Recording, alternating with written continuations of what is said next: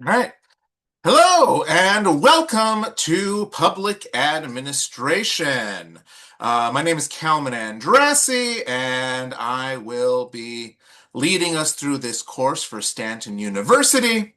A little bit of background on me. I have my Bachelor of Arts in Political Science as well as master's degree in Applied Sociology as well as Public Administration. Um, and that the public administration degree has an emphasis on public management.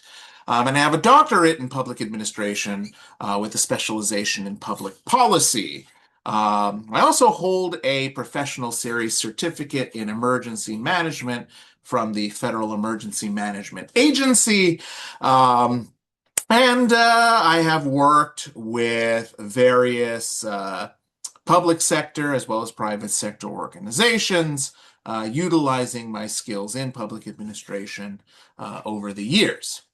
So, to begin, at the beginning, let's answer the question of what is public administration. So, ultimately, it is the study of the implementation of government policy and the management of public programs.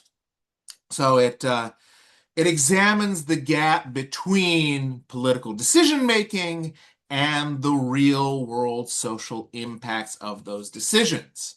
And in particular, it focuses on the delivery of essential public services like infrastructure, community welfare, public health, defense, emergency management, and a lot more. So ultimately, where the focus of public services come from and public administration's ultimate core principles in the United States come from the preamble to the Constitution, which lays out what the role of the government is intended to be under the system that was developed with the Constitution in 1789. But ultimately, public administration is about policy implementation, which is about turning laws and legislative decisions into actionable day-to-day services. It's about resource management, overseeing public finances and municipal budgets, looking at government personnel, trying to maximize the efficiency of those elements of the government.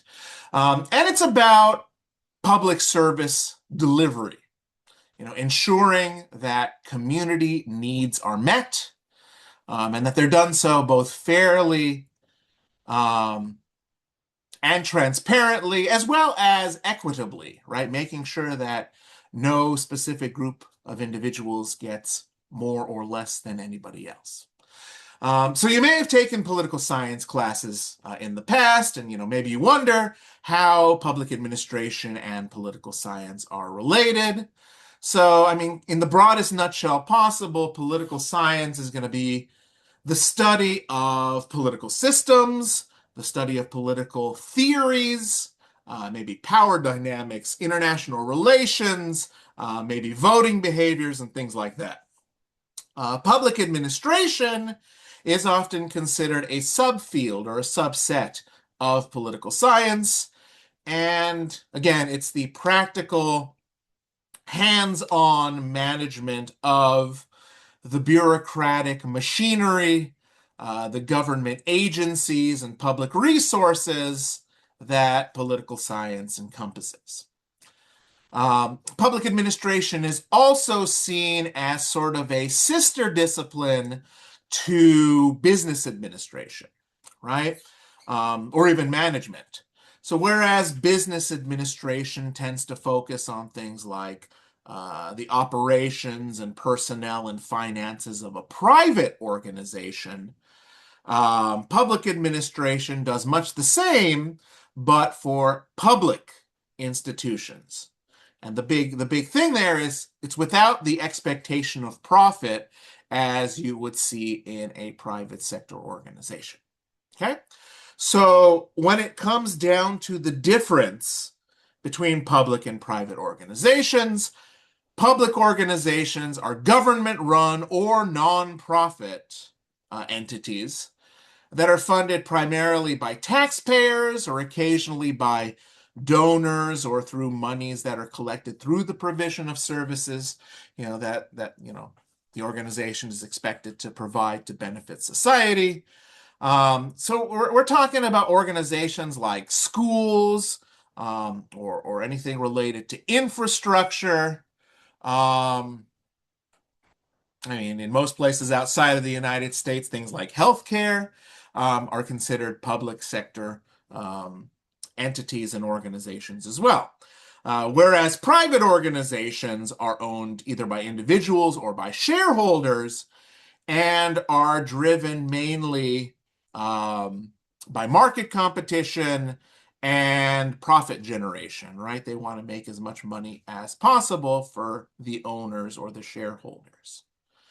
So to kind of compare and contrast a little bit more, the primary goal in public organizations is societal welfare, um, public service, and again, equitable access to those services. With private organizations, you're trying to maximize profits and you're trying to maximize shareholder value, right? As far as ownership, public organizations are technically owned more, I think it'd be more appropriate to say run by and operated by the government, and that can be local, state, or federal. Again, nonprofits fall under that as well, which are technically run by individuals and various stakeholders as well, but under the provisions of and the rules and regulations of local, state, or federal government. So it's kind of in a gray area. Versus again a private organization which is wholly owned by individuals or partners or by corporate shareholders. All right. Sources of funding. Again, generally we're talking about public funds for public organizations. So things like taxes, service fees, and things like that are the primary way that public organizations get money. And as far as private organizations, again, it's revenue from sales. Sometimes private investments and loans and things like that allow them to get funding. Things that, again, are kind of aimed at allowing a private organization to bolster its various profit-making components, and then ultimately turning a profit to be able to pay back any loans and whatnot. Returns on investment to anybody that's putting money in. Just maximizing the money from the activities that are being done. Okay. So in that same vein, as far as accountability is concerned, right, public sector organizations are accountable to the citizens that they're intended to represent. They're accountable to taxpayers, and ultimately they're also accountable to the elected officials that have essentially allowed them to occur or to be created. Whereas private sector organizations are going to be accountable usually to a board of directors or directly to the owners or the investors in an organization. Okay. And then that leaves ultimately the decision-making process.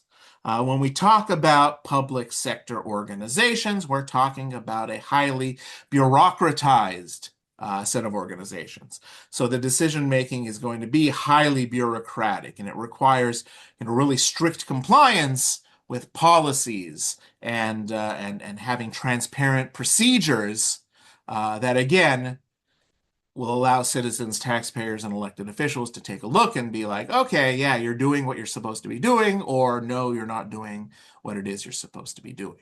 Okay? And then, of course, private sector organizations, they tend to be very highly flexible in their decision-making process. They're able to, rapidly respond to market conditions and market changes and competition and things like that. So things are going to be a little bit different in that regard. Okay? So in the end, public institutions are going to be the primary topic of the discussion this week. And so the materials this week are going to concern our understanding of public administration in the context of the executive branch of government, and the executive branches of the individual 50 states primarily, right? And a term that I used before, bureaucracy and bureaucratization, we refer to the organization and the elements of these kinds of public institutions as a bureaucracy. And that is a term that was coined by German sociologist Max Weber. And I'm going to have plenty to say about Max Weber as we move forward. But the long and the short of it, Max Weber was very much um, into the way that military organizations organize themselves, and essentially use that as the basis of arguing for a, again, effective and efficient uh, system of organization and management. Um, you know, it's called a bureaucracy because it harkens to a bureau, which is a type of basically cabinetry where each uh, level, each component has various different things stored in them. So if you have like a dresser, that is a bureau, maybe the top will be your shirts. Underneath that, you'll have your pants. Maybe underneath that, you'll keep your coats or something like that, right?